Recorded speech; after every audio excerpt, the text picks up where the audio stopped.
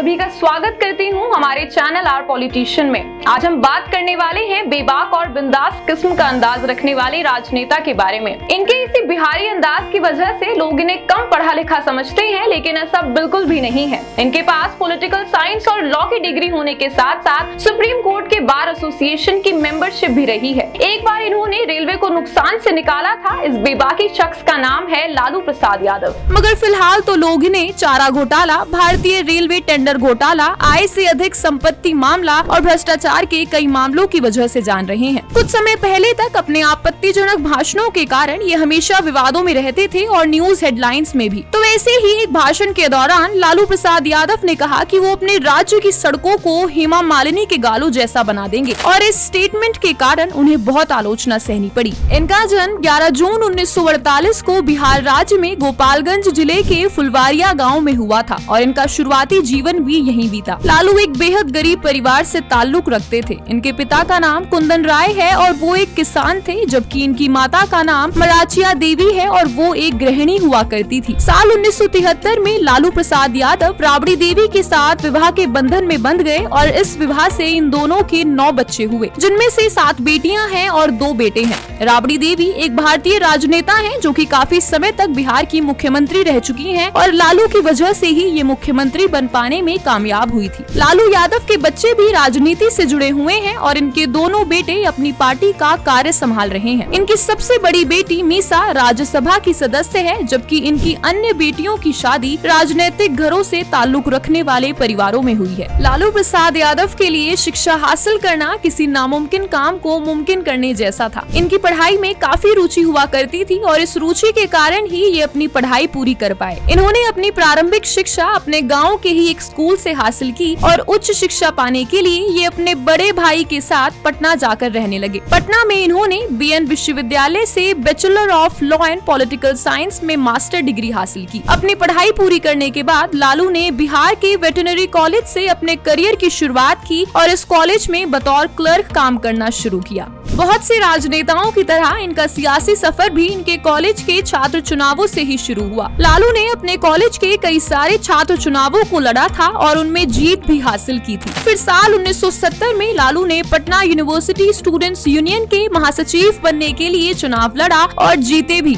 इस चुनाव के 3 साल बाद लालू ने पटना यूनिवर्सिटी स्टूडेंट्स यूनियन के अध्यक्ष के लिए भी चुनाव लड़ा और इसमें भी जीत हासिल की। इसके बाद साल 1974 में इन्होंने जयप्रकाश नारायण द्वारा शुरू किए गए बिहार आंदोलन में हिस्सा लिया और इसी दौरान लालू को कई भारतीय राजनेताओं से मिलने का मौका मिला। इस आंदोलन की वजह से ही ये जनता पार्टी में अपनी जगह बनाने में कामयाब रहे और इस पार्टी से जुड़कर ही इन्होंने अपनी राजनीति का सफर शुरू किया। पहली बार जनता पार्टी की ओर से साल 1977 में लालू को छपरा जिले से लोकसभा चुनाव लड़ने का मौका मिला। 29 साल की उम्र में इन्होंने बहुत ही आसानी से ये चुनाव जीत लिया और कम उम्र में ही ये लोकसभा के सदस्य बन गए। फिर जब 1979 में जनता पार्टी की सरकार हार गई, तब लालू प्रसाद यादव ने इस पार्टी को छोड़ दिया और जनता दल में शामिल हो गए। इसके बाद लालू ने बिहार विधानसभा के लिए चुनाव लड़ा और 1980 में जनता दल से पहली बार चुनाव जीत गए। इस दौरान बिहार विधानसभा में इन्हें विपक्ष के नेता की भूमिका निभाने का मौका मिला। फिर पहली बार साल 1990 में लालू प्रसाद यादव बिहार के मुख्यमंत्री बनने में कामयाब रहे और 1997 तक उन्होंने कार्यभार संभाला। जब किसी वजह से इन्हें ये पद छोड़ना पड़ा तो इन्होंने अपनी पत्नी को बिहार का मुख्यमंत्री बना दिया। भारत के सबसे बड़े घोटालों में से एक चारा घोटाले में सीबीआई ने लालू की भूमिका की जांच पड़ताल की और इसी के चलते इन्हें गिरफ्तार भी कर लिया गया था। गिरफ्तारी होते ही जनता दल ने इन्हें पार्टी से अलग कर दिया। जनता दल पार्टी से रास्ता अलग होने के बाद ही साल 1977 में लालू ने खुद की एक पार्टी बनाई और इस पार्टी का नाम इन्होंने राष्ट्रीय जनता दल रख लिया। काफी कम टाइम के अंदर ही इस पार्टी ने बिहार के लोगों के दिलों में अपनी जगह बना ली और साल 1998 में 12वीं लोकसभा के लिए हुए चुनाव में लालू ने मधुपुरा सीट से चुनाव लड़ा और जीत भी लिया। ये चुनाव जीतते ही लालू तीसरी बार लोकसभा के सदस्य बनने में कामयाब रहे। फिर धीरे धीरे इनकी पार्टी को केंद्रीय राजनीति में पहचान मिलने लगी। इसके बाद साल 2002 में लालू प्रसाद यादव को राज्यसभा का सदस्य बनाया गया। साल 2004 में हुए लोकसभा चुनावों में लालू ने 2 सीटों पर जीत हासिल की और उनकी पार्टी ने कुल 21 सीटें अपने नाम कर ली। इसके बाद ये कांग्रेस पार्टी के साथ जुड़ गए और इस पार्टी ने लालू को रेल मंत्रालय की जिम्मेदारी सौंप दी, जिसे इन्होंने बखूबी निभाया।